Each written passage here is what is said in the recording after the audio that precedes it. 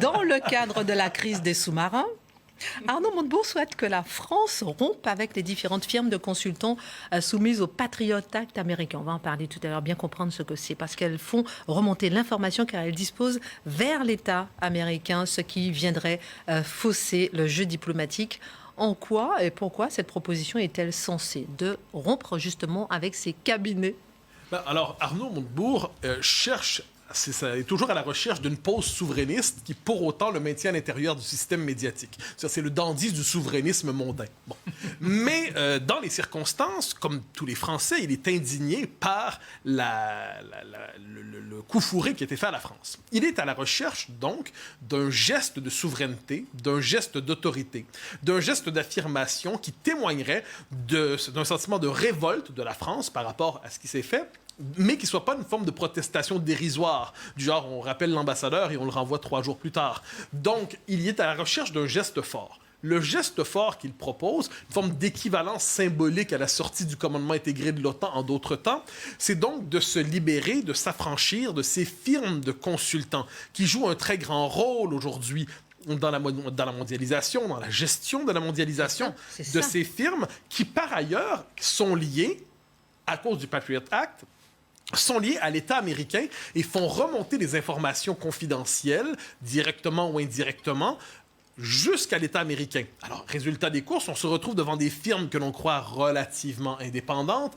mais qui, dans les faits, participent à l'Empire américain. Ils incarnent le nouveau visage de l'Empire. Et ça nous oblige à sortir d'une conception déphasée et exagérément classique de la souveraineté, du pouvoir, de la diplomatie, parce que ces cabinets et toute une série d'organismes, toute une série d'organisations qui relèvent de la société civile aujourd'hui jouent un très grand rôle dans le déploiement de l'Empire américain et plus largement de l'Empire au sens large, de l'idéologie de la mondialisation qui se réclame de la société civile. La nouvelle diplomatie, quoi. Oui, une prétention à la nouvelle diplomatie, une société civile mondiale, comme on disait dans les années 2000.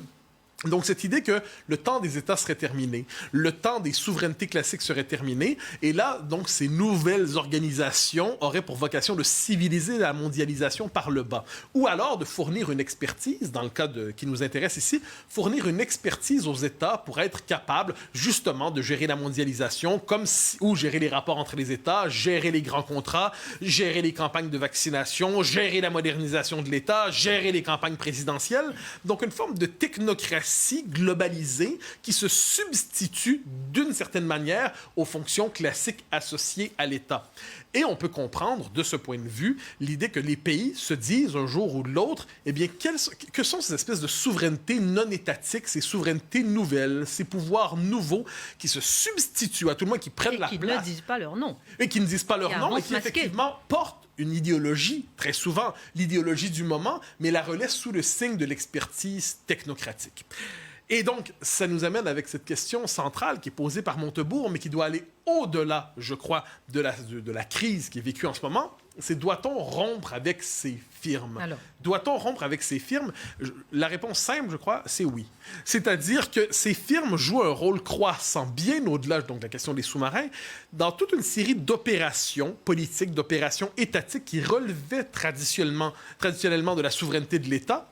Eh bien non, ils s'y substituent. Ils prétendent avoir un visage éclairé, dépolitisé, un visage sous le signe de l'expertise. Mais dans les faits, c'est une expertocratie militante qui tend à imposer partout les mêmes normes, qui tend à imposer partout les mêmes codes, qui tend à imposer partout les mêmes règles, qui homogénéise les États, qui ne tient pas compte la plupart du temps de la situation de chaque pays, qui ne tient pas compte de la culture politique de chaque pays.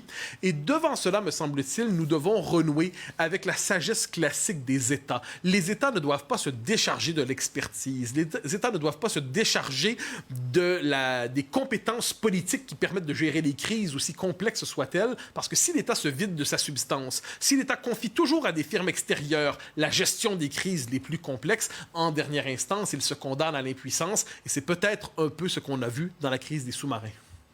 Merci beaucoup, Mathieu Bock-Côté. Dans un instant.